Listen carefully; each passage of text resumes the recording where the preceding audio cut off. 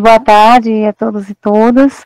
Hoje a gente está recebendo o pesquisador Cleiton Wagner Alves da Silva Nogueira, uma pessoa que em 15 anos, né, entre 2009 e 2024, fez licenciatura em Geografia pela UFCG, bacharelado em Administração pela UEPB, licenciatura em Ciências Sociais pela Unixul, complementação pedagógica em Ciências Sociais pela FAEP, mestrado e doutorado em Ciências Sociais pela UFCG. Foi considerado o melhor aluno da turma de 2013 no curso de licenciatura em Geografia, apresenta experiência na área de saúde pública, com ênfase na gestão pública em saúde, Estado, política e saúde, financiamento do Sistema Único de Saúde, Geografia, Território e Saúde. Atua, no momento, como pesquisador do Grupo de Estudo e Pesquisa sobre Estado e Luta de Classes na América Latina, Praxis, da UFCG, Saúde, Estado, Capitalismo Contemporâneo, SEC, da USP, e do Grupo de Pesquisa em Geografia para a Promoção da Saúde, ProSaúde Geo, aqui na UFCG. A palavra está contigo, Cleiton. Boa tarde. Está dando para me ouvir bem e ver? Sim. Perfeito, obrigado. Primeiramente, agradecer o convite à professora Priscila, a oportunidade ímpar de estar contribuindo, de estar participando desse projeto, né, passo a passo. Um projeto que eu considero já importante, porque a gente sente falta, né, dessa atividade na praxis acadêmica, de entender os percursos, os trajetos e como se dialoga com o saber acadêmico, né, o saber científico. Então, muita gente, nós observamos um colega que está no doutorado, virou professor, e a gente quer saber um pouco os caminhos, as táticas, as trajetórias, né, e esse projeto da professora Priscila, ele aborda isso. Também quero agradecer a todos os presentes, todos e todas que estão presentes, né, muito importante a participação de vocês, e eu fico agradecido, tá bem?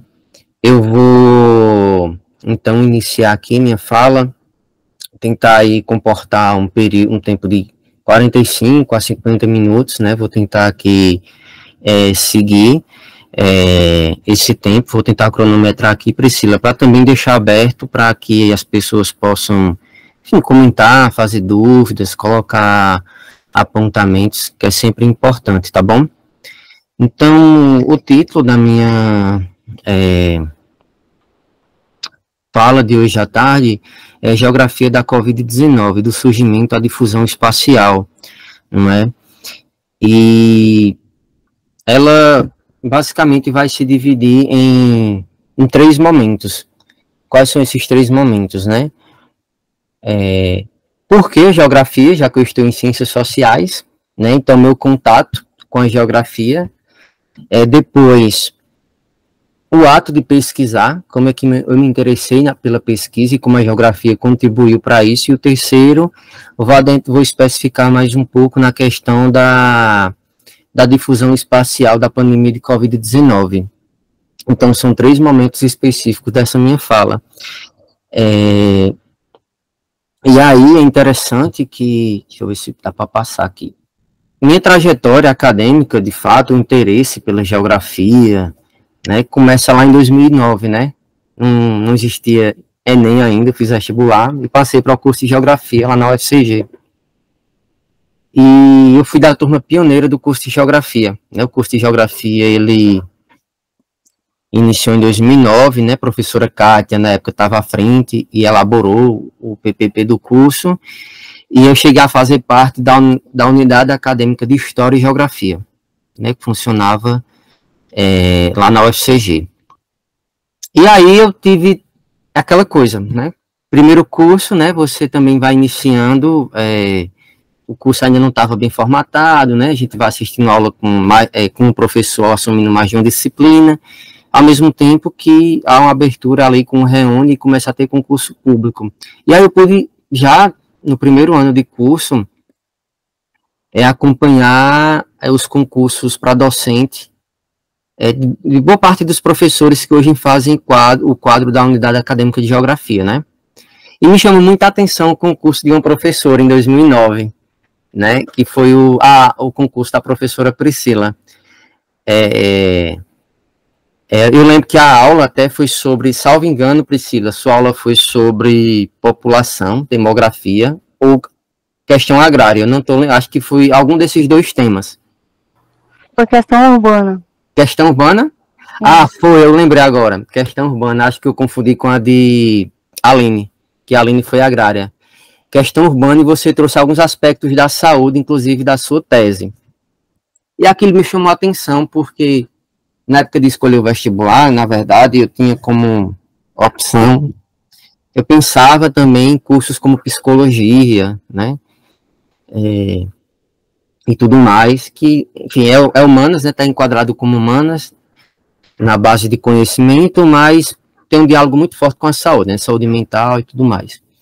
E aí eu achei interessante. Fiz, nossa, que interessante, geografia e saúde, né? Pela aula que a professora apresentou, né? As questões urbanas, né? Ela apresentou alguns mapas e tal, e achei interessante.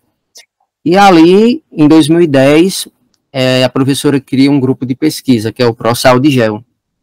E aí eu participei da primeira reunião desse grupo de pesquisa, né? Que é o grupo de pesquisa atual, né, que a professora coordena, e fui fazendo parte de leituras, né, projetos de pesquisa, fiz mais de um projeto de pesquisa, e nesse mesmo ano também foi lançado o GIDES, né, que é o grupo de pesquisa do professor Xisto, e a gente tem um diálogo muito, muito interessante, né, funcionava praticamente na mesma sala, né, acho que funcionam ainda na mesma sala, posso estar enganado, mas creio que sim, e na mesma sala. Fui participando dessas reuniões, fui me inteirando das leituras, né?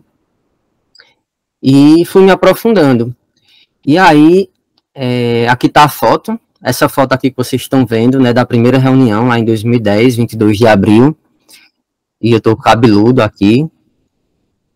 Estou aqui, tenho um cabelão, né? Coisa bem adolescente. Tem alguns colegas, a professora Priscila, Antônio, né? Enfim, alguns colegas da graduação. E foi muito importante o grupo de pesquisa. E aí eu relato um pouco dessa importância através dessa base, e aí eu já adentro um pouco no próprio tema da geografia da saúde, né? O que é que tem a ver? Geografia, saúde, o que é esse campo disciplinar.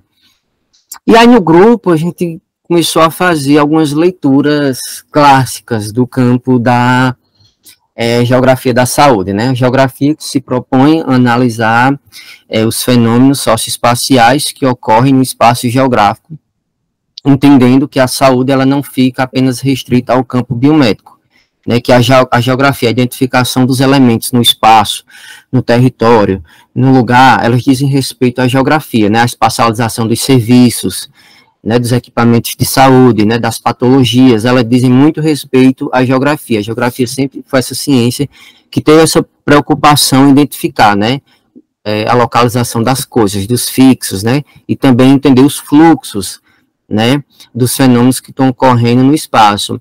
E eu lembro que nós iniciamos algumas leituras, como, por exemplo, do Marc Sorre, né, que é um geógrafo francês que vai desenvolver o conceito de complexo patogênico, né, mostrando, né, que a doença, que para existir a doença tem que ter interação entre o patógeno, o vetor e o ambiente, né, onde se está inserido. Ele vai desenvolver pesquisas, né, fazendo algumas análises espaciais, identificando alguns no globo terrestre, né, algumas regiões, né, porque o Marc Sorre ele vai desenvolver uma geografia total, na minha concepção, né, que não é nem física nem humana, mas ele vai considerar os dois fatores para explicar os fenômenos geográficos, né, e aí ele é muito influenciado, obviamente, pela escola francesa de geografia, e aí ele vai trazer essa contribuição, inclusive na década de 50, acho que, se não me engano, ele teve no Brasil, participando de um evento, e ele contribuiu bastante, né? Tanto que o próprio Milton Santos elogia bastante o Marc Sorre, né? Milton Santos, um renomado geógrafo do Brasil, né? E aí eu lembro também que nós tivemos acesso a leituras de Josué de Castro. E aí me interessou muito o José de Castro, né, com Geografia da Fome. Né, eu lembro que nós tivemos algumas reuniões para debater Geografia da Fome, inclusive a professora Priscila até ministrava uma disciplina onde nós tivemos a oportunidade de ler esse livro. Eu lembro até que eu fiquei responsável com outro colega para apresentar um capítulo desse livro. E assim, quando eu li José de Castro, eu achei fantástico, né? Apesar de não ser geógrafo de formação, que eu digo, ele não tem a graduação em geografia, ele é médico, mas José de Castro, ele contribuiu bastante, né, para identificar, por exemplo, a territorialização da fome no Brasil, numa década onde você tinha o desenvolvimento de teses desenvolvimentistas, né? A década de 50 e tal, no qual se dizia que se os países seguissem um determinado caminho, que é o caminho do capitalismo, a fome poderia ser superada, quando não é bem isso, né? Que o problema não estaria, de fato, no desenvolvimento, e o subdesenvolvimento seria um produto do próprio desenvolvimento capitalista, né? Então, para existir países desenvolvidos, capitalistas, de primeiro mundo, né, como se utilizava anteriormente, tem que ter países periféricos, subdesenvolvidos. E aí nossa população sofria muito, né, de desnutrição, e José de Castro começou a aplicar inquéritos, né, inquéritos de saúde para fazer esse mapeamento que vocês estão observando aí, identificando as regiões de fome no Brasil. Depois ele foi chamado para... Não foi para a ONU, acho que foi para a ONU, né, Priscila? José de Castro foi chamado? Eu não lembro. Acho que foi para a agência internacional que trata da alimentação. Da fome, alguma coisa da fome. A FAO, acho que é FAO. É, FAO. A FAO. Se não me engano, é a FAO mesmo. E aí ele foi convidado, né, para a FAO e desenvolveu outros estudos, né, mapeando a fome no mundo. E trazendo esse lado, né, que a fome, apesar de ter o aspecto natural, nutricional, biológico, mas ela é muito mais social, né, a fome como um fenômeno social. E essas leituras foram muito interessantes para mim, porque eu fiquei, de fato, encantado, assim, com toda essa riqueza que a geografia estava trazendo para mim, né. E é curioso porque geografia e saúde, a gente vê a professora Priscila, tem uns eventos, né, com o pessoal de São Paulo, com o professor Raul Borges Guimarães, mas até mesmo naquela época não era tão forte, né, Priscila? Basicamente tem a professora Priscila aqui no Nordeste, tem um pessoal lá no Pernambuco, né, o professor Anselmo, que estava fazendo pós, e não era tão forte assim, não é? E eu achava curioso isso, e aí eu comecei a me aprofundar. E aí a gente também fez outras leituras, né, não deixou de ler os clássicos da geografia, né, Milton Santos, A Natureza do Espaço, esse livro aqui, esse segundo livro do professor Raul Borges Guimarães, foi muito importante na minha formação, né, Saúde, Fundamentos da Geografia Humana, né, ele faz uma recapitulação aí, definindo o que é geografia da saúde, o que é geografia médica, né, e livros como Geografias, Conceitos e Temas que são importantes para a nossa formação, né, para a formação no curso de Geografia. Então a gente teve a oportunidade no ProSaúde Geo de fazer essas leituras. E aí tem a parte da aproximação da pesquisa, né? Não foi só apenas leituras. E aí vem já uma primeira aproximação com a pandemia de Covid-19. Lá em 2010, nós começamos a desenvolver pesquisas voltadas para o município de Campina Grande. E aí nós basicamente tentamos aplicar a metodologia desenvolvida pela professora Marta Priscila na tese de doutorado dela, né? Ela defendeu em 2008, lá em Presidente Prudente, né? E ela estudou o conhecimento geográfico do agente de saúde, né? Competências e práticas sociais de promoção e vigilância à saúde na cidade do Recife.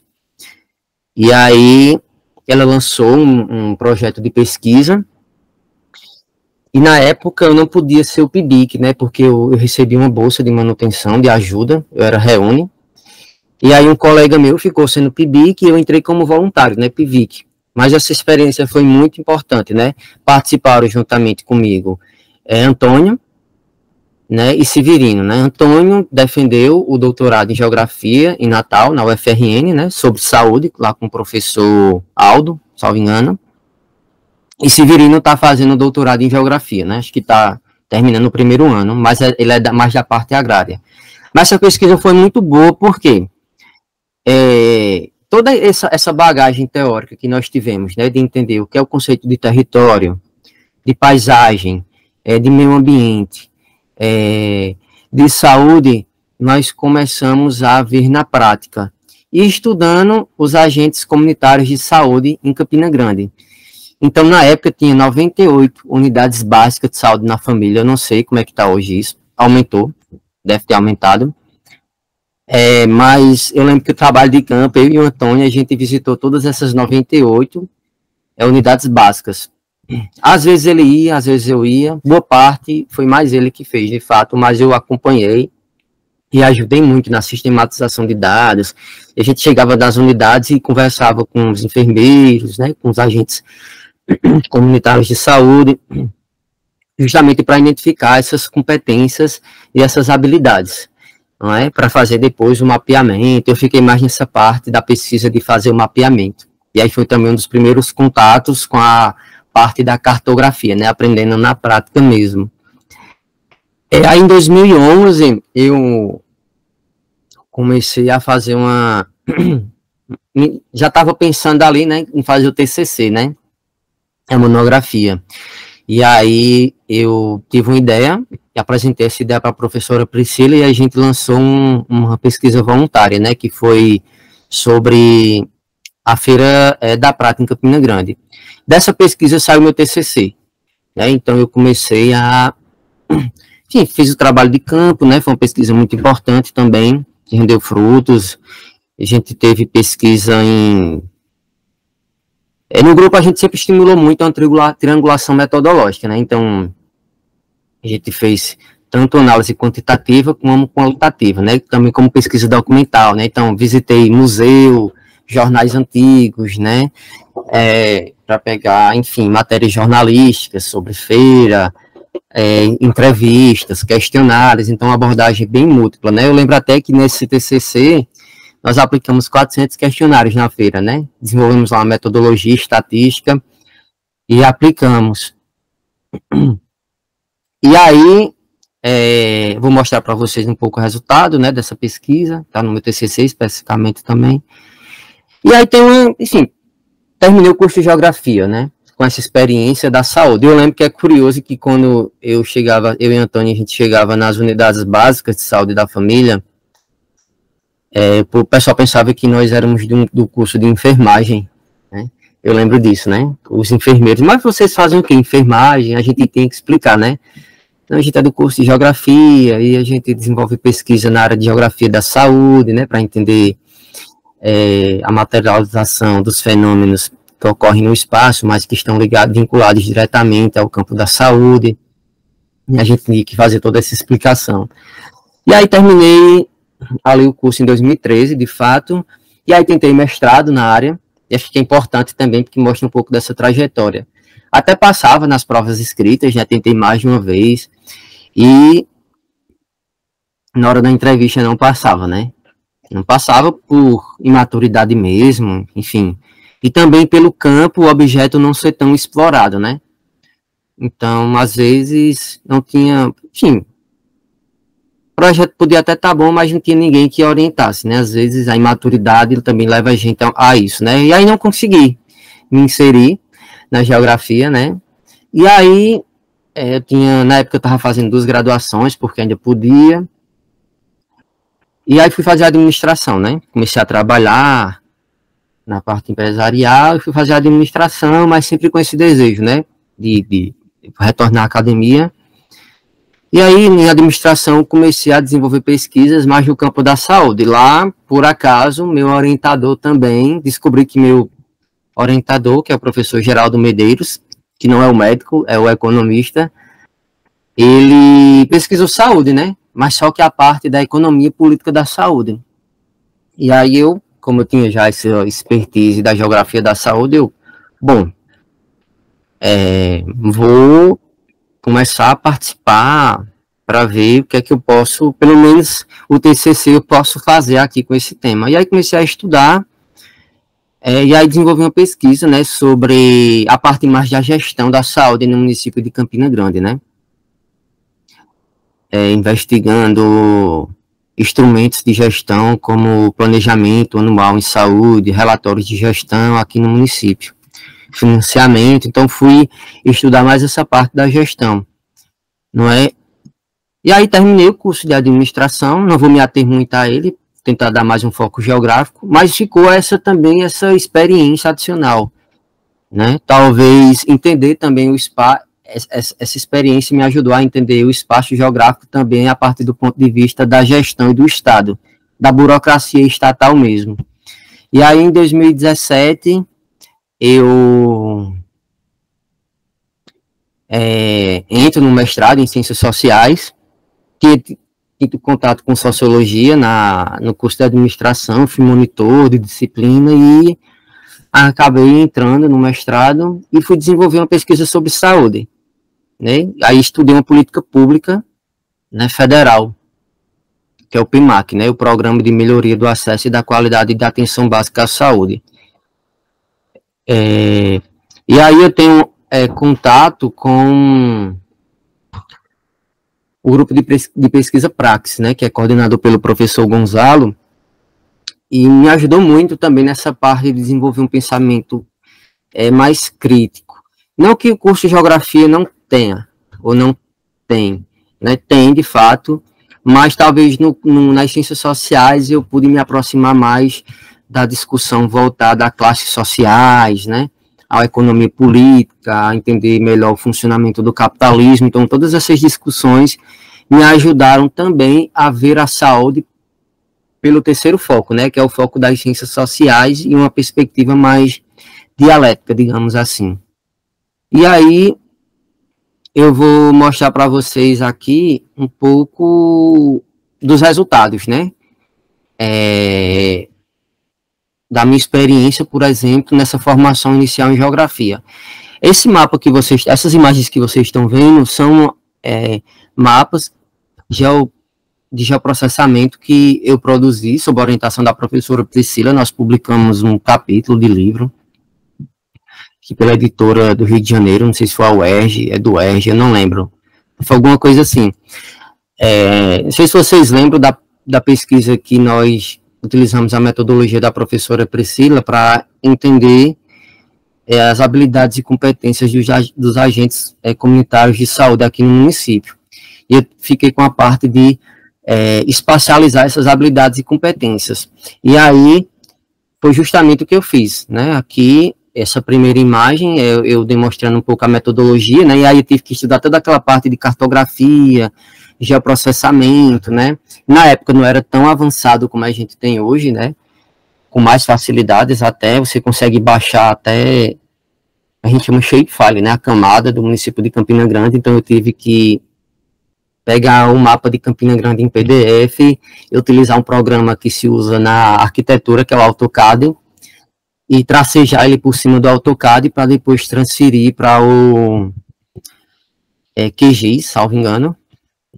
E a partir do QGIS utilizar uma metodologia, uma técnica que é a vinculação de linhas e pontos pelo dado que nós queríamos na época espacializar, né, que era justamente as habilidades e as competências. E aí eu consegui fazer isso do meu modo, meio que com dificuldade, porque não são procedimentos muito técnicos, né, da cartografia. E quem pesquisa no município sabe, né, que às vezes as prefeituras possuem as informações, mas não libera, é toda uma complexidade, né, porque envolve questão política, às vezes o funcionário tem medo e tal, mas consegui fazer, né, foi bem trabalhoso, fiz e deu certo. E aí a gente apresentou até essa pesquisa num evento de Geografia da Saúde, não lembro o ano, mas eu lembro que foi em Recife, no IMIP, né, e a gente conseguiu apresentar, não é? E foi uma experiência muito interessante. Aqui está um pouco, né, por exemplo, a espacialização da autonomia, né, do agente de combate à endemia, porque na verdade nós investigamos tanto os agentes comunitários de saúde quanto os agentes de combate à endemia, né, o ACE. pegamos esses dois perfis para analisar. E aí, deu para fazer, foi certo. E é interessante porque toda essa bagagem, né, de entender o território, a cartografia, ela não ficou apenas no patamar teórico, né, da sala de aula. Eu pude, de fato, empreender do ponto de vista da pesquisa. O que é que eu faço com o conceito de território, né? Como é que eu entendo as correlações de poder no espaço? Como é que eu entendo, por exemplo, o uso da cartografia, né? As cores, qual a melhor cor que eu posso utilizar para mapear uma habilidade? Como é que eu posso georreferenciar?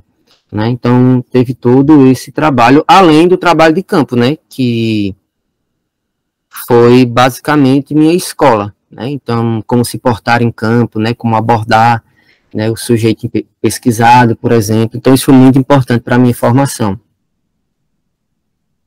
Então, aqui está outro mapa, né, onde a gente espacializou as características positivas da vigilância ambiental em saúde, as características negativas, né? E é claro, né, essas informações elas só foram elaboradas a partir do trabalho de campo que a gente teve na época, né? Aplicando inquéritos e formulários com esses profissionais. E eu lembro que todo sábado de manhã a gente tinha que ir para o UFCG para fazer diário de pesquisa. Então, a gente ia de manhã para o UFCG no sábado e fazia esse diário de pesquisa de campo. Isso ajudou a gente muito, né, para desenvolver uma maturidade. E deu um resultado bacana essa pesquisa, né, porque tanto o mapa, eu acho o mapa bonito, esses mapas aqui de Campina Grande, porque deu para espacializar por quadras e linhas, né, e deu para ficar bem espacializado as informações qualitativas, né, que nós tínhamos como objetivo espacializar nessa pesquisa. Então vejam como tudo isso foi me ajudando a chegar na geografia da Covid-19, né, porque no capítulo da minha tese eu procuro muito justamente entender meio que a tese, ela é do ponto de vista formativo, ela é o resultado da minha formação, né? Porque na tese eu utilizo geografia, gestão barra economia, mas também perspectiva dialética das ciências sociais, né? Especificamente, então, meio que é um produto de um processo, né? Então, eu não coloquei lá a geografia da Covid-19 por acaso, porque eu achei bonito, não. Porque eu tinha, de certa forma, uma trajetória do ponto de vista da construção do conhecimento e da pesquisa científica, né? Aqui está o TCC em geografia, né? Que foi sobre a Feira da Prata, uma análise através da percepção da paisagem. E para quem não é de Campina Grande, a Feira da Prata é uma feira que está localizada no bairro da Prata. Hoje, ela é basicamente um mercado público no padrão urbano, né? Mas há 15 anos atrás, digamos assim, ela era uma feira livre. Não dá muito para ver a foto, mas característica de feira livre, né? Tipo frutas ao chão, né? Toda essa característica mais popular que existe nas feiras livres. E aqui a segunda foto, em 2011, ela revitalizada, né? Que foi na gestão veneziana. Ela foi revitalizada. E aí a gente tinha como objetivo justamente identificar essas modificações na paisagem, e aí paisagem vai ser um conceito importante nesse meu TCC, e como essa modificação da paisagem influenciou nos aspectos associados ao risco, à prevenção e à promoção à saúde, entendendo que essas categorias elas estão em transformação, estão presentes no ambiente, né, o ambiente da feira. E aí eu fui pesquisar o antes e o depois, né, dessa modificação.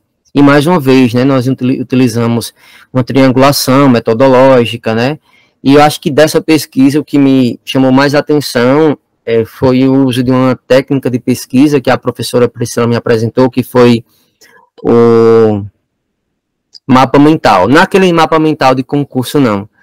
Tá, que os concurseiros utilizam para decorar, é o mapa mental onde a pessoa pede para o outro desenhar mesmo, por exemplo, qual é o trajeto da sua casa para o seu trabalho, né?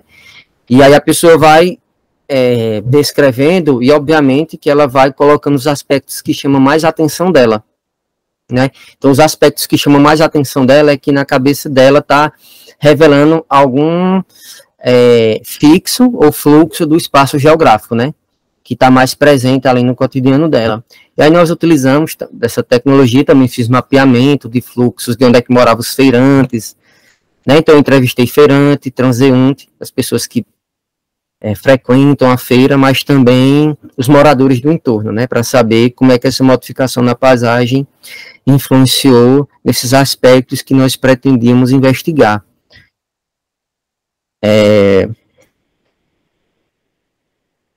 Aqui está um pouco o mapa que nós pegamos essa base, nós pegamos da Secretaria de Planejamento do município de Campina Grande e utilizamos aí uma técnica de espacialização para estar identificando, né, espacializando os riscos. Essa metodologia, ela foi, na verdade, auxiliada por uma metodologia operária, né, que foi desenvolvida na Itália, né, que é mapa do operário italiano. É isso, né, professora? Mapa de risco operário italiano. Mapa de risco do operário italiano, né? Que eles desenvolveram justamente... A Itália tem uma tradição com, digamos assim, a autonomia dos operários, né? Para quem é das ciências sociais, vai poder, por exemplo, acompanhar relatos de Antônio Gramsci, né? Que é um intelectual marxista, revolucionário, que ele vai formar os comitês de fábrica, né? Na Fiat, por exemplo, e retomando justamente a autonomia e o saber dos operários italianos, né? Que afinal de contas, quem produz os produtos, quem produz o carro, por exemplo, da Fiat, não é o dono, são os operários, né? Com a força de trabalho, etc e tal. E aí achei interessante, né? Porque eu estava até refletindo sobre isso, depois que eu vim me tocar que esse mapa do operário, mapa de risco do operário italiano, ele se vincula bem com essa discussão, sabe? Que a gente tem uma perspectiva das ciências sociais mais, digamos assim, mais marxista, né? De entender o trabalhador como que possui, de fato, conhecimento, né? E que produz, de fato, a materialidade da vida, né? E na época eu nem conhecia Gramsci, nem sabia dessa vinculação, né? Mas hoje eu consigo fazer essa ligação. E aí a gente espacializou, né? Esses tipos de paisagem, né? Que nós identificamos através da pesquisa de campo, né? Através dos questionários, das entrevistas, e ficou um resultado bem interessante também. Né? E ao mesmo tempo é isso, aprendendo o conceito e a teoria na prática, né? Indo a campo e investigando através de uma perspectiva acadêmica. E aí tem um pouco esse quadrinho, né? Esse itinerário formativo, né? Então, vamos lá, só para recapitular e revisar. Inicia pela geografia, e aí conceitos principais como espaço, território, ambiente e saúde estão mais ali presentes na formação, pelas pesquisas que foram desenvolvidas e pela formação. No segundo momento, curso de administração, né? E aí uma formação mais voltada para entender o aparato burocrático, né, do Estado, né, gestão, economia política, financiamento, política pública, né? Participação no PET, administração, né, da UEPB, então tudo isso auxiliou, mas sempre voltado para o campo da saúde. E o terceiro momento, ciências sociais, é uma formação bem eclética, não recomendada para quem quer ser professor universitário, né? Tem que fechar a formação, acabei fechando depois, levou um tempo, mas é uma formação, digamos assim, transdisciplinar, né? E aí, ciências sociais, que é onde hoje eu me identifico mais, né? Que hoje eu finquei mais, assim, a minha praxis profissional nas ciências sociais. E aí tive mais contato com saúde, com elementos voltados, por exemplo, para entender a saúde, sociedade, política pública também, mas aí já adentra mais na perspectiva das classes sociais, do método dialético, né? E aí a importância do grupo Praxis, né? Do grupo de estudos e pesquisa sobre Estado e luta de classes na América Latina.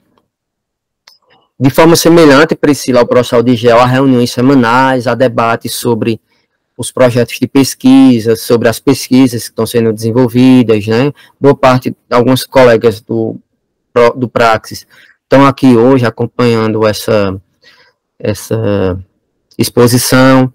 E também o SEC, né, que é um grupo lá da USP, que eu faço parte, né, que é Saúde, Estado, Capitalismo Contemporâneo, que eu fui, na verdade eu conheci lá no curso de administração, porque meu orientador de lá, conheci o professor Atlas Mendes, que é uma referência na minha formação, né, que também é administrador, mas acabou indo para o lado da economia, professor da PUC e da USP.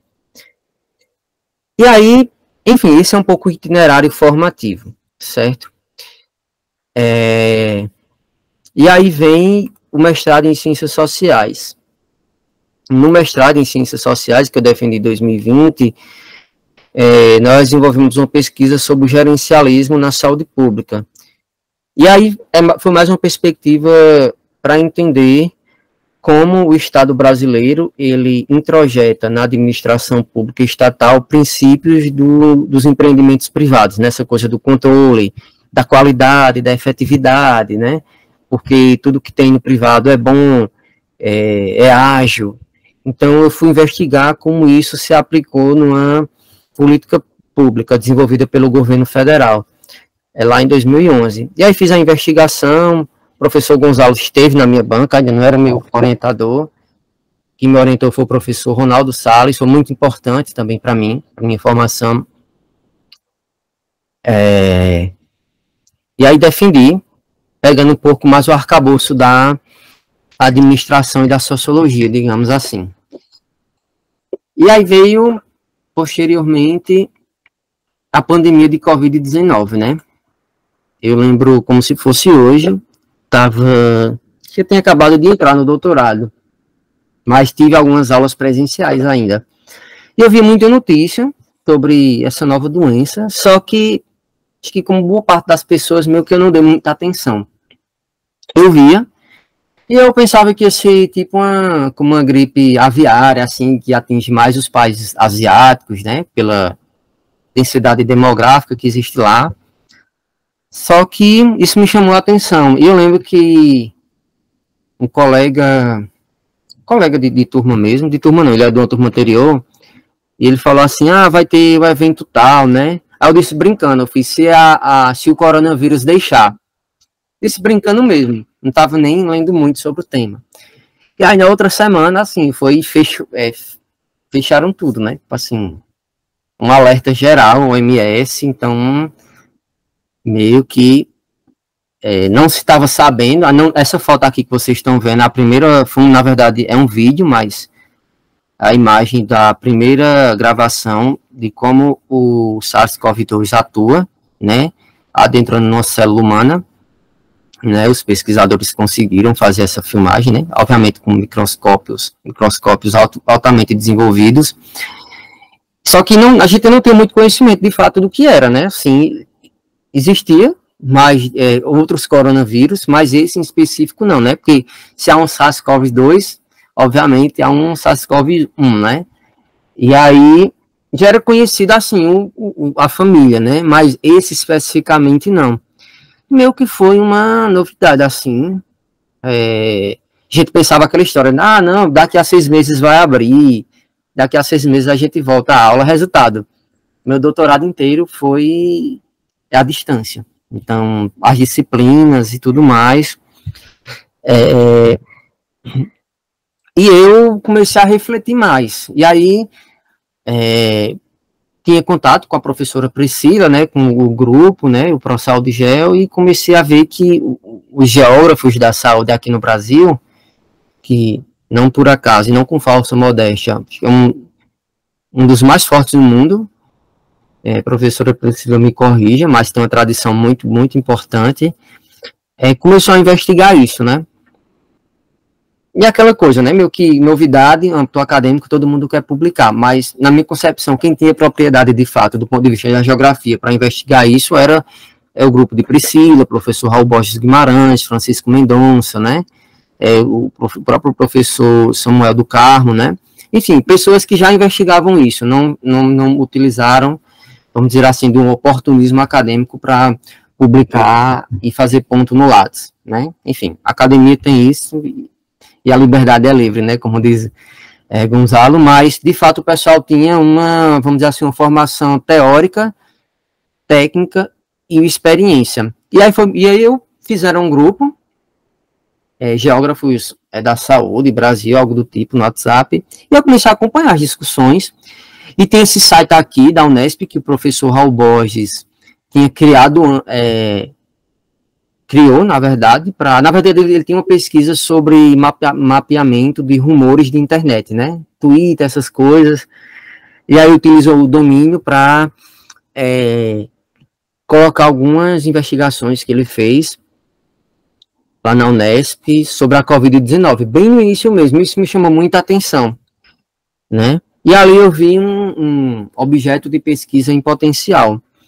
E aí tinha outra novidade também, né, e aí não apenas o fator epidemiológico da pandemia, mas existiu na época a ascensão da extrema-direita, né, através do governo Bolsonaro, né, então isso também era outra grande novidade para a época.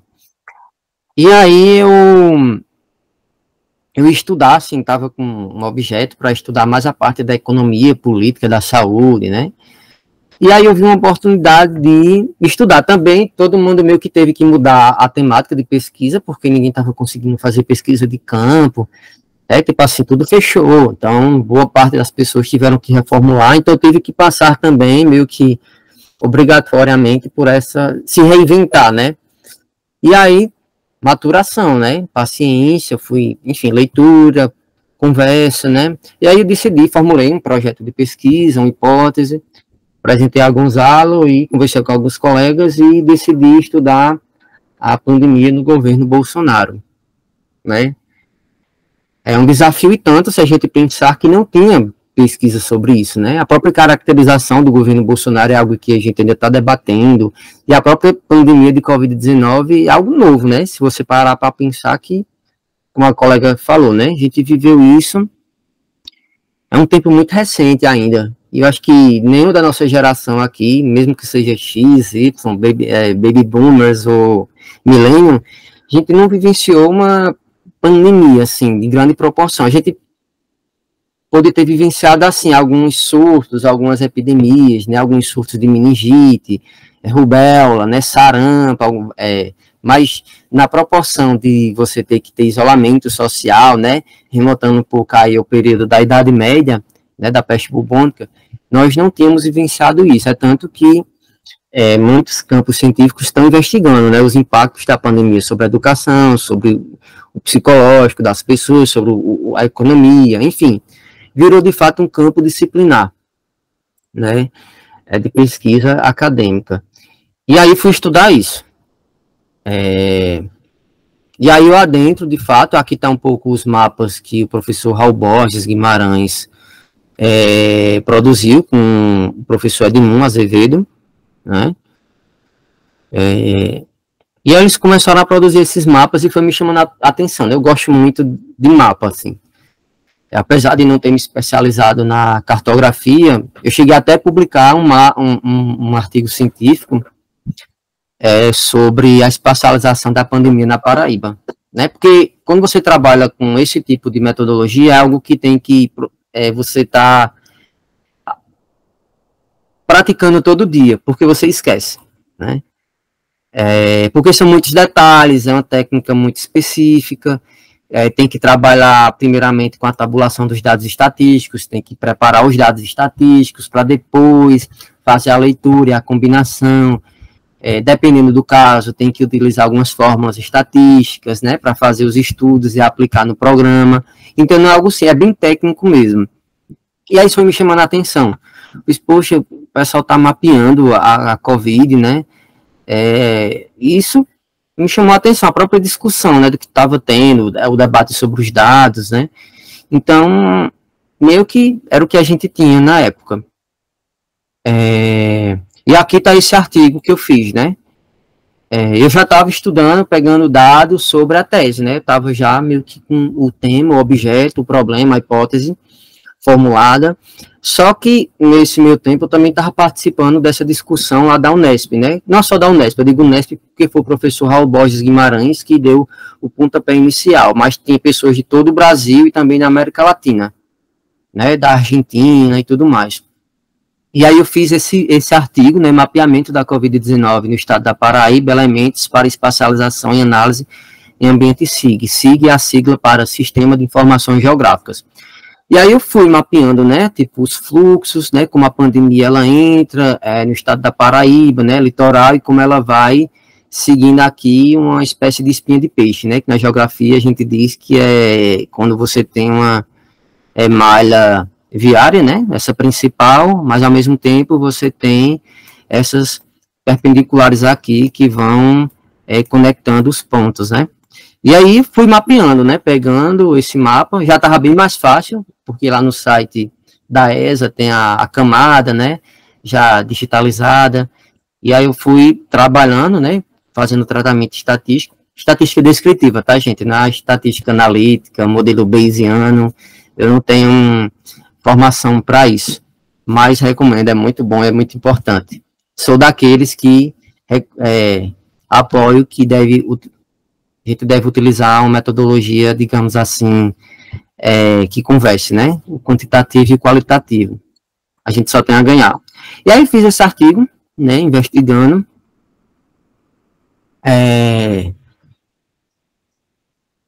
Foi muito importante na época, porque me ajudou a entender um pouco os dados epidemiológicos. A professora Priscila também publicou artigo na revista IGE, que é uma revista clássica da Geografia Médica e da Saúde, não é? Acho que ela publicou até com o professor Xixo, salvo engano, mais outra professora ou professor, não estou lembrado agora. E aí tudo isso me ajudou, né, tá fazendo aproximações sucessivas, né, que do ponto de vista da dialética marxiana a gente entende, né, que assim, eu não tenho como aprender o meu objeto de pesquisa apenas de uma forma, eu tenho que fazer aproximações sucessivas, né, dele, vou recolhendo material, vou me aproximando, vou lendo, vou conversando, vou tendo essas aproximações para poder, de fato, ter o concreto pensado, né? Eu parto do concreto imediato, né? Pego essas informações e, através de um concreto pensado, eu formulo esse objeto, mas retorno novamente à realidade com nova riqueza de informações, né? Então, tento ao máximo esgotar todas as possibilidades do objeto que eu estou investigando, né? Pegando o máximo de informações que eu posso ter. Isso não é sinônimo de erudição, porque nesse processo de abstração mental a gente seleciona de fato as variáveis que mais interessam para o nosso objeto de estudo, né? Muita coisa a gente descarta, e muita coisa tem descartada, assim, de material empírico, até mesmo de coisas escritas. E aqui está a tese, né? Capitalismo, formação econômica e social e pandemia. A gestão bolsonarista da crise sanitária da Covid-19 no Brasil. A tese ela teve 3 partes, tá? Introdução, aí parte 1, elementos teórico-metodológicos da investigação, comento um pouco sobre o método, sobre algumas categorias interessantes, porque eu vou partir do entendimento que nós vivemos uma crise de... Em 2008 a gente teve um boom da crise econômica, digamos assim, né? Quem pôde acompanhar ou se ligar um pouco nessa temática, deu para ver lá nos Estados Unidos, mas não se trata apenas de uma crise econômica. Se a gente ligar o noticiário, vai ver o Brasil às queimadas, né? E aí eu defino, do ponto de vista geral, através de uma literatura que eu consultei, né, que a gente vive uma crise de grande dimensão, né, que congrega elementos econômicos. Agora a gente no Brasil não está tendo tanto esse efeito, apesar dos outros indicadores trimestrais da economia indicarem aí um crescimento, mas isso não está nem comparado aos anos anteriores que a gente teve do segundo governo Lula, por exemplo, mas a gente não pode dizer que vivemos numa crise econômica, com estagnação econômica, porque, pelo menos minimamente, a gente está tendo aí uma recuperação, mesmo assim mantendo políticas neoliberais, né? Tipo, arroxo fiscal, né? Falta de dinheiro para a universidade, falta de dinheiro para, enfim, manutenção, equipamentos, né, comprar data show, essa coisa toda, é um pouco isso que nós vivemos a partir de estarmos no governo do PT, né. E aí, toquei nesses elementos, né, parti também do entendimento que o capitalismo, no seu atual estágio, ele é não é que ele nunca foi, mas isso está mais profundo e mais, assim, é a flor da pele, na produção de doenças de impacto pandêmico. Pela própria configuração que o capitalismo ele tem hoje, né? Hoje é o modo de produção hegemônico, né? Depois da, enfim, queda da ex-União Soviética, Muro de Berlim e tudo mais. Mesmo que exista elementos de luta de classes, né, contra-hegemônicos, que a gente chama, mas ele é o primeiro modo de produção global, né, se a gente entender dessa forma. Ele alcança desde os rincões, né, até as grandes metrópoles, né, então meio que a gente está engolfado nesse modo de produção. E ele se materializa de forma distinta, né, em cada território, né, é o que eu estou falando para boa parte dos geógrafos, né. Não posso dizer que o capitalismo que eu tenho em Campina Grande é o mesmo que existe em São Paulo, é o mesmo que existe em Paris, é o mesmo que existe, por exemplo, em Chicago, Estados Unidos, né? Existem peculiaridades que nós, pesquisadores e pesquisadoras, devemos prestar atenção, né? E aí, toquei um pouco nessas categorias, né, digamos assim, marxianas, né, pegando alguns autores que vão refletir sobre saúde, meio ambiente, né, para entender como na contemporaneidade, nossa forma de se alimentar, né, o avanço sobre a natureza, tem influenciado para o surgimento de doenças de potencial pandêmico. E aí fiz toda essa investigação. Na segunda parte, eu tentei entender a estrutura brasileira, né, e fazendo uma correlação com a saúde, né, como a saúde no Brasil ela foi construída, que experiências pandêmicas e epidêmicas nós tivemos e como o Estado ele atuou para enfrentar esses fenômenos de saúde, né? Então, vou retomar um pouco o pensamento social brasileiro para trazer essas informações e também pegar informações epidemiológicas da saúde, né? Retomando o nosso passado escravocrata, as chagas persistentes, né? Da escravidão, do racismo, né? Vou dizer subdesenvolvimento, porque talvez da geografia dá para ter uma compreensão, né, do subdesenvolvimento, né, do fato da gente ser um país dependente, periférico, né, que a gente, por exemplo, não consegue ofertar uma qualidade de vida bacana para a classe trabalhadora, né, então tudo isso eu fui investigando, né, e fazendo essa correlação com a saúde. E aí vem a parte da geografia da saúde da Covid-19, mais especificamente, porque eu pensei, né, que eu estava construindo as argumentações para a minha tese. Ora, se eu quero estudar a pandemia no Brasil, eu tenho que minimamente entender a materialização, a parte técnica mesmo de como essa pandemia ela se materializa no Brasil. Porque ela não vai se materializar da mesma forma, não é algo instantâneo, né? A geografia nos ensina isso através da teoria da difusão socioespacial, né, se a gente pegar os clássicos, por exemplo, você tem um ponto de disseminação, obviamente, um ponto nodal, digamos assim, mas através dos fixos e fluxos, que no caso do capítulo eu identifico as rodovias, né, ferrovias não, mais ferrovias e também a malha aviária, né, os voos, os aeroportos. Então, como é que a pandemia ela chega no Brasil, como é que ela se materializa no nosso território? E aí eu fui colhendo informações, né, pegando dados epidemiológicos, vendo por capital, por exemplo, acompanhando, fazendo uma espécie de regressão linear, né, no tempo, né, vendo quais eram as capitais, como é que estava a situação dos estados, né, das regiões do Brasil, os óbitos, os casos, o índice R. O índice R é um índice que utiliza na epidemiologia para ver a taxa de reprodução viral, né, onde é que estava mais forte. E aí eu não tive, assim, na época eu não tinha, de fato, eu teria que ter estudado mais para fazer um mapa que a gente chama de kernel, que é mapas de difusão socioespacial, né?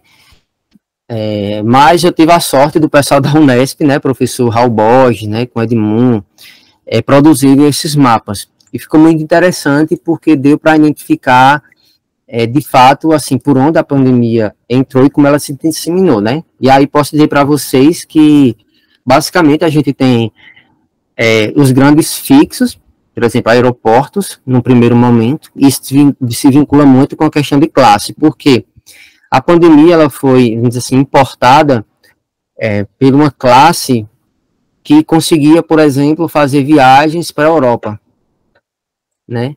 Então, ela adentra, primeiramente, através dessas pessoas, não é? Não é um trabalhador que pode. Se a gente for parar para pensar numa questão de classe, qual é o trabalhador do brasileiro médio que pode estar viajando para a Europa? Até professor universitário está com dificuldade, né? Até não consegue, digamos assim, dependendo... enfim. Só se for solteiro, talvez até que dê, mas, enfim, casou, ter filho, já fica complicado, né? Mas quem é da classe trabalhadora no Brasil, há, sei lá, 5 anos atrás, ou até mesmo agora, que consegue estar indo para Paris, norte da Itália, não é classe trabalhadora, né? Pode ser uma classe trabalhadora, que eu digo, talvez qualificada, tá ali numa pequena burguesia, tal, sei lá.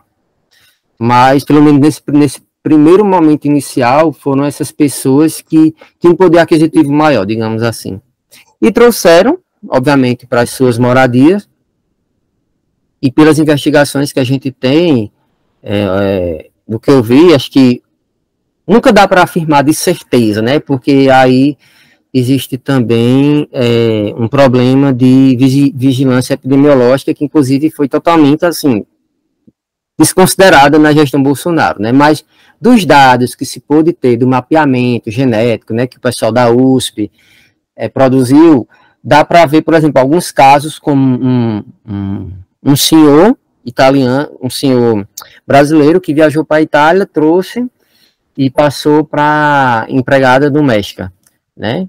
E essa empregada doméstica, enfim, negra, né, com todos esses indicadores sociais, negra, morava na periferia, acabou adoecendo e faleceu, né? Ninguém sabia naquele momento inicial o que era. Assim, tá com tosse, se vai no UPA, mas Tilenol é uma virose, dá Tilenol, espera um tempo e tal. Só que as pessoas começaram a perceber que não era bem isso, né? Que era uma infecção pulmonar bem mais forte. E o Brasil se atrasou muito, na verdade, porque desde no final de 2019, quando a OMS já estava com alguns dados, foi dado alerta, né, que estava ocorrendo alguma coisa diferente, só que o governo brasileiro decidiu não fechar as fronteiras, né, e aí a importância da geografia, né, quando a gente consegue fazer essa vinculação da importância da geografia para a gestão, daí eu falo gestão não do modo empresarial, mas a gestão mesmo dos recursos que são produzidos socialmente, né? Poderia existir uma antecipação e poderia, por exemplo, atrasar mais a disseminação do vírus no território brasileiro, né? Mas isso não foi por escolha política, continuou, né? Existindo viagem internacional, e aí começou a se disseminar nessas principais centros urbanos, né? Rio de Janeiro, São Paulo, Fortaleza, e desse processo desses grandes centros urbanos, você teve um processo de interiorização, né? Que, inclusive, algumas teorias já da geografia, da difusão, por exemplo, das técnicas, vai informar, né? Você tem um epicentro, e esse epicentro ele dissemina através de fluxos, e aí fluxos eu digo viagens, por exemplo, a própria locomoção humana, ela vai enfim, levando vírus para essas outras localidades, né? Lembrando que o espaço é um conjunto indissociável de fixos e fluxos, né? Aquela citação bem famosa lá do Milton Santos. E aí essa realidade, ela foi bastante presente no Brasil, né? E na minha concepção, né, apenas a geografia poderia informar isso para a gente, né? Não estou fazendo um enaltecimento da geografia, mas é porque de fato o é, né? Geografia é essa ciência que tem por característica estudar essas correlações espaciais. Eu acho que ela foi assim uma das ciências que mais contribuiu para o estudo da pandemia, né? Para estar justamente identificando e mapeando a Covid-19, né? E aqui está um pouco a estrutura desse meu capítulo 4, né? Tipo, elementos para a apreensão da geografia da pandemia, e aí trabalhei conceitos como espaço geográfico, né? Difusão socioespacial, peguei também alguns trabalhos do professor Raul Borges Guimarães, do Rafael Catão, né, que é também professor que desenvolveu estudos sobre a dengue, mas que é um pesquisador que produz bons mapas e tem uma formação muito interessante. Fui aproveitando todo esse material empírico de produção acadêmica para estar investigando e entendendo, né? E aí também fiz um pouco um mergulho na relação entre geografia e saúde. Eu retomei um pouco os estudos clássicos, né? Não muito, para não me estender muito o capítulo, mas desde lá de Hipócrates, né? Passando por exemplo, John Snow, né? Com a identificação da cólera na Inglaterra, né? Essa correlação, né, de surgimento de um patógeno com o espaço, né? E a identificação pelo mapeamento, né? Saber o que é que está ocorrendo ali naquele ambiente que está promovendo uma concentração de um determinado patógeno e o adoecimento de uma população, né? Então, todos esses elementos são da geografia. A geografia, ela nasce muito com essa preocupação de identificar os elementos, né, do espaço. E aí eu fui entendendo um pouco, aí eu comecei a fazer um pouco a relação escalada e entender, bom, se eu quero estudar Brasil, eu tenho que entender primeiramente, o que é esse vírus, do ponto de vista da sua epidemiologia, da sua genética. Então, tive que ler materiais da epidemiologia, da biologia, entender a constituição microbiológica do vírus, e aí, para depois de entender ele, o que é que ele causa no ser humano, saber como é que ele se dissemina, como é que se dá a contaminação, e aí para entender o espaço. E aí do espaço eu começo a investigar onde é que possivelmente ele surge, como é que ele surge, para fazer essa relação escalar do global para o local, né, que é algo que também é bem forte na geografia, né, entender essas intermediações entre o local e o global. E aí fui investigando, né, fui lendo, fui pesquisando, fui fazendo, fui construindo um banco de dados, e por último, dei uma atenção especial para os dados epidemiológicos, né, e das fases da pandemia e do perfil, né, dos óbitos, das pessoas que morreram. Já estou aqui com 1 hora de apresentação, e aí é isso que eu falei para vocês, né, categorias analíticas, possível origem do vírus, né, tudo isso que eu falei anteriormente, eu contemplei no artigo, e aí eu fui investigando, né, um pouco, e fazendo essa intercalação entre teoria, entre dados empíricos e elementos geográficos, né? Tudo isso me ajudou para entender como é que a pandemia se comportou, como é que foi sua difusão espacial, né? E aí tem um dos estudos que a Organização Mundial de Saúde lançou em 2021 para tentar identificar a origem, né? Que logo quando surgiu, teve até alguns termos pejorativos, né, tipo, que foi utilizado até por líderes de extrema-direita, né, tipo, Corona China, né, dizendo que o vírus tinha nascido de uma estratégia chinesa, né, de produção de uma arma biológica para ter um ganho na economia internacional, etc e tal. E aí o que se sabe, pelo menos de 2021, que foi o KCC, que eu vi de dados oficiais da OMS, é que a possível origem pode ter surgido ali de uma espécie específica de morcego ou de um animal que eles chamam lá na Ásia de pangolim, né, que é um tipo marsupial, né? E por que isso?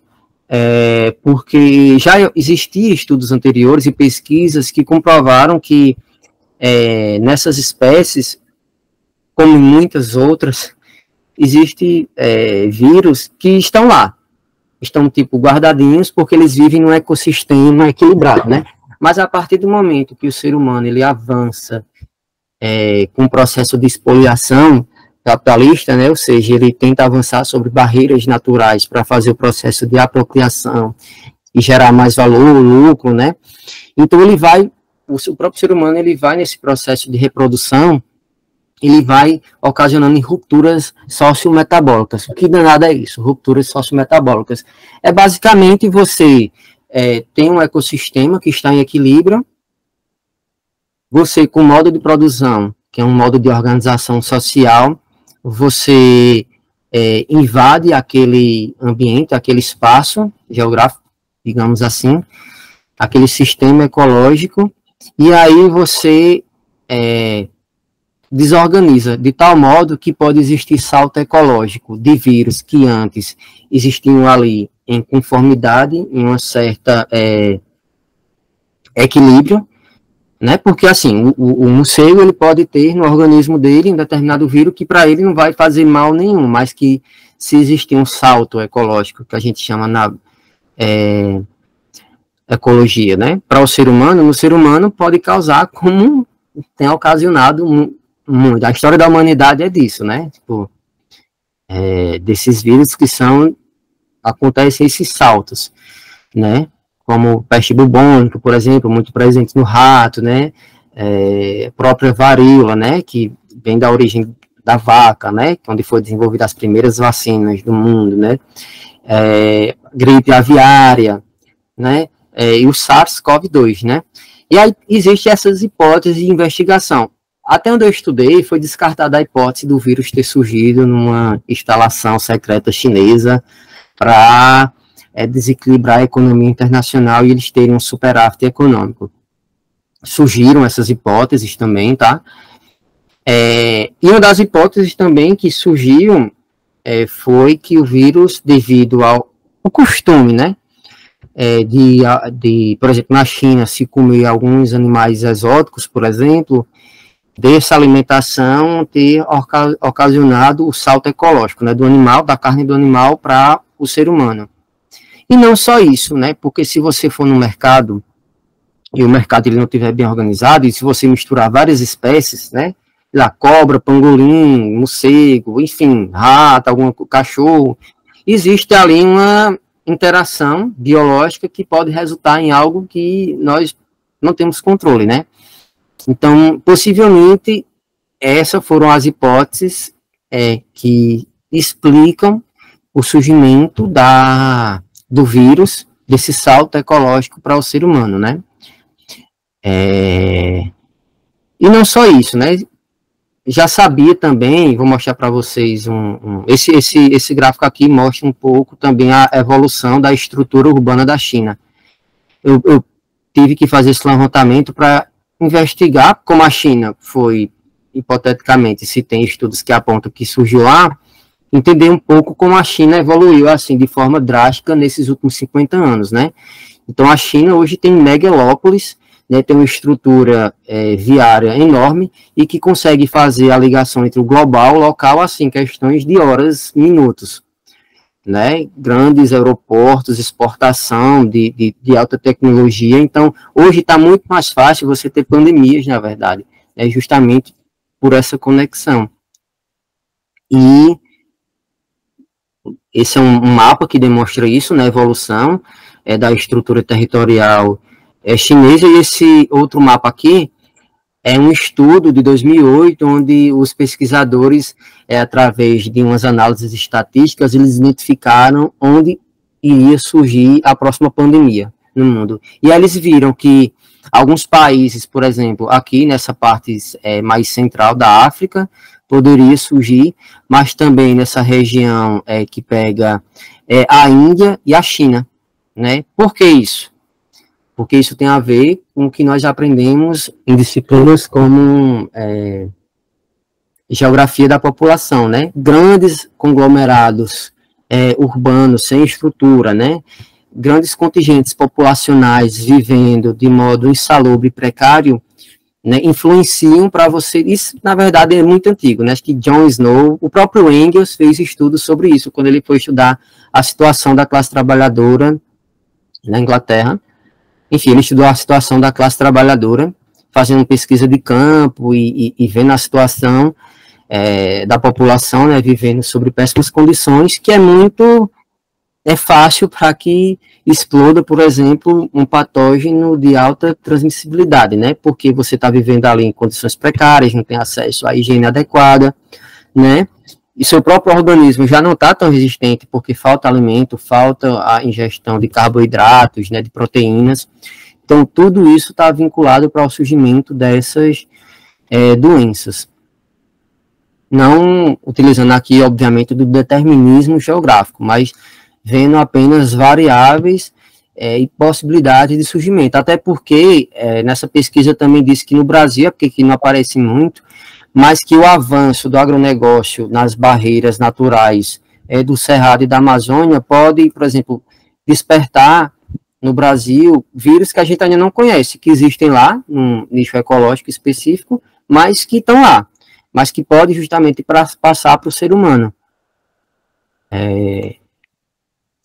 E aqui, já para encerrar mesmo, é um pouco como se deu essa territorialização, né, de onde surge, para onde vai. Esse primeiro mapa de uma professora da USP, que ela produziu através de um mapeamento genético, né, e aqui ela identifica basicamente o Sudeste como essa região que concentra um maior número inicial de disseminação para o resto do Brasil, e aí através especialmente dos principais centros urbanos, né, ali no norte do país, como Manaus, mas também no nordeste, como Fortaleza, Recife, Salvador, né, mas devido à sua densidade demográfica, São Paulo, Rio de Janeiro, aquela região ali concentrou mais esse aspecto de disseminar a pandemia.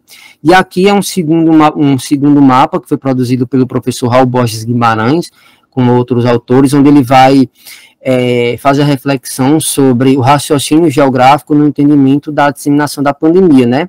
E é interessante que esse mapa eu não tive a oportunidade de colocar na tese, porque ele foi produzido depois, eu tive acesso a ele, li o artigo, e é um mapa muito interessante porque ele vai fazendo justamente essa identificação dos fatores humanos e físicos e a estrutura, né? Vejam que aqui no norte, por exemplo, a disseminação ela se dá muito pelo curso dos rios, né, porque é uma região que geograficamente tem essa presença, né, da água doce, o rio Amazonas, né, então, basicamente lá rios são avenidas, né, porque é a forma de locomoção.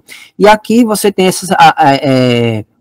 essas regiões intermediárias, né, no Nordeste, onde você tem zona da mata, litoral, onde você tem grandes centros urbanos, como Recife, Salvador, onde você tem a presença de aeroportos, São Luís, Belém, Fortaleza, né, e grandes eixos de rodovia, né, que vão fazendo também essa conexão da pandemia, né, através, obviamente, da locomoção humana nesse território.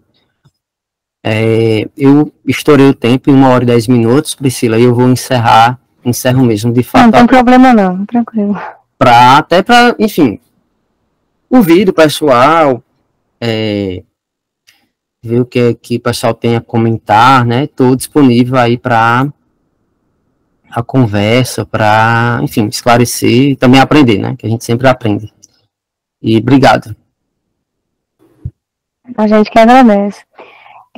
Alguém gostaria de fazer alguma pergunta, fazer alguma colocação? Professor Gonzalo, Renato, seja bem-vindo, Renato, mais uma vez.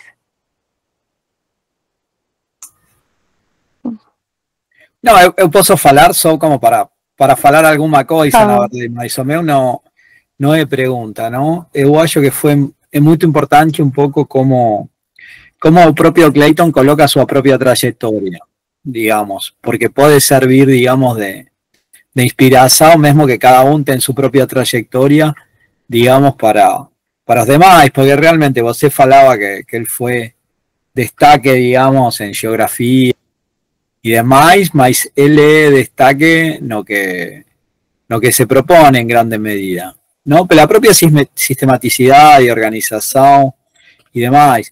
Então, eu resgato, sobretudo, essa questão, digamos, mais que entrar na questão do conteúdo e demais, porque aparte que eu fui orientador de doutorado dele e foi uma orientação muito tranquila, digamos, não? Do ponto de vista que realmente Clayton tem voz próprio, então fica muito mais tranquilo para qualquer orientador.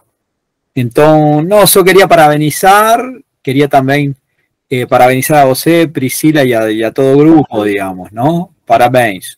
Realmente muito, muito claro e analisando questões concretas de um ponto de vista crítico, com categorias teóricas e analíticas, mas também com base empírica, digamos, tem uma relação dialéctica do ponto de vista da totalidade muito boa. Eu, como primeira orientadora, né, a gente está aqui tendo essa experiência, né, então, o último orientador até o momento é a primeira orientadora, né. Eu vi, assim, uma característica em Clayton também que era muito interessante, né, porque era essa questão de ser autodidata, né, mas ele não foi só autodidata, ele tendo procurado outras áreas, teve também essa questão dele, tipo, ele, ainda que não tenha seguido pela geografia, mas ele tem um tipo de conhecimento que é único, né? Isso aí a gente não tem como negar, né? Além da questão da amizade, né? Da lealdade, né? Como pessoa. Então é uma pessoa que eu me identifico, né? Com ele no sentido assim mesmo de tê-lo como amigo, né? Hoje em dia não vejo mais como só ex-aluno, né? É um ex-aluno, claro, mas é uma pessoa que eu confio, uma pessoa que a gente tem essa confiança, né? Tem essa relação de confiança e de trabalho ainda, né? Porque de vez em quando a gente ainda está colaborando com o outro. Né? E eu fiquei muito feliz, assim, com esse momento, né? Da gente poder, assim, compartilhar. Gostei de ter conhecido uma parte a mais da sua trajetória, viu, Cleiton, também.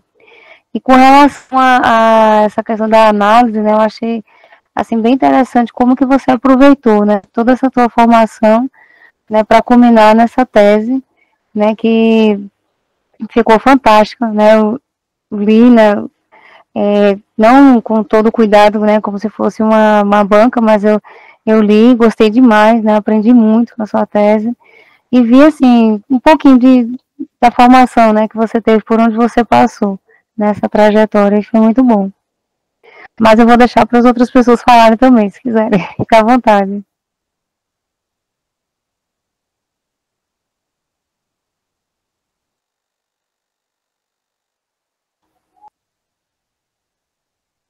Tem algumas falas aqui, né? Laura, parabéns pela apresentação. Raífa Amário disse show, Cleiton. Renato, né? Desejou boa tarde. Meus parabéns. Aqui o elogio do Gonzalo, né? Solidário. Também concordo, professor. Da Paula, brilhante como sempre. Sempre bom ouvi-lo. Obrigada, Paula. Tem mais alguém que queira falar? Quer falar alguma coisa ainda, Cleiton, para finalizar? Quebrar um pouquinho o gelo, né? Eu acho que um dos aspectos, né, agradecer, né, a solidariedade, né, de todos e todas, muito importante. Acho que eu retomo assim, Priscila, mais uma perspectiva pedagógica mesmo, de formação, a importância, queria ressaltar mesmo, sabe, pessoal? Eu sei que é difícil, aí muitos trabalham, né? Uma parte no final do curso de geografia, eu tive que trabalhei no IBGE, né, até, foi bem complicado para mim e tal, mas acho que a importância dos grupos de pesquisa e de estudos, né? Porque eles ajudam muito a gente a construir e absorver também a experiência dos mais experientes, né? Então, acho que boa parte eu devo muito a essas formações, esses diálogos, esses debates, né?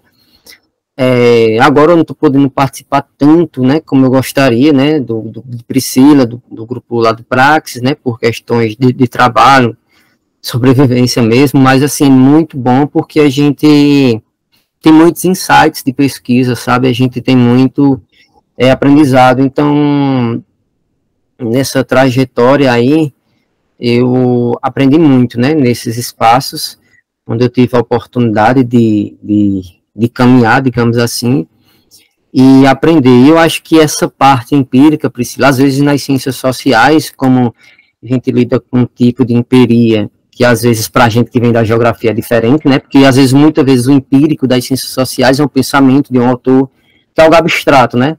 E na geografia, a gente que vem da geografia é algo muito físico, né? É muito assim, palpável, a gente pega mesmo, a gente tira foto, né?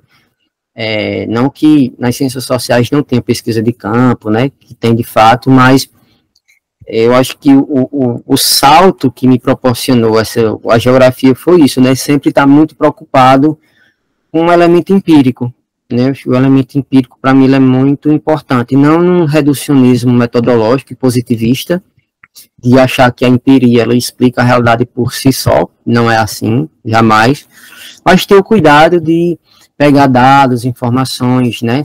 Tá olhando, ter esse olhar apurado sobre a realidade para fazer essas investigações ajuda muito, né?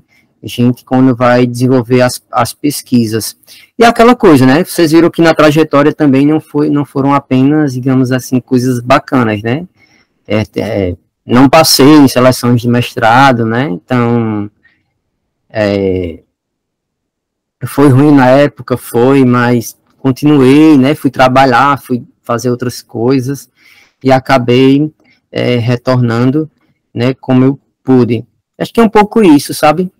E do ponto de vista da geografia da saúde, do projeto de extensão de Priscila, eu acho que essa vinculação entre as categorias analíticas da geografia, né, e tá fazendo essa intermediação e correlação com a saúde é um ganho, assim, muito, muito bacana. A pandemia, ela, infelizmente, né, digo infelizmente porque foi algo trágico, né, perdemos familiares, amigos, mas ela demonstrou que a geografia tem um campo de atuação, né, bem interessante para estar se investigando, e que a geografia da saúde, que é o campo disciplinar onde eu me aproximo mais para fazer pesquisas na geografia, ela tem todo um suporte, né, técnico, mas também teórico, né? A contribuição aí de Priscila, de professor, quem é da geografia está no grupo de Priscila, talvez já conhecer, né? O Raul Borges, o Samuel do Carmo, né? Jean Bitu, a seu modo, né? Que deve estar aposentado, mas que é um professor lá da UFPE, o pessoal da UFPE, enfim, da Unesp. Então, tudo isso é ganho para a gente, tem muita coisa boa, né? Então, quem está no grupo aí de Priscila, acho que a dica que eu posso deixar aproveitar, né, a experiência e continuar aí desenvolvendo as pesquisas, né? E se alguém tiver alguma coisa para falar, estou aberto, estou à disposição, mas é isso, Priscila, eu fico por aqui, tá bom?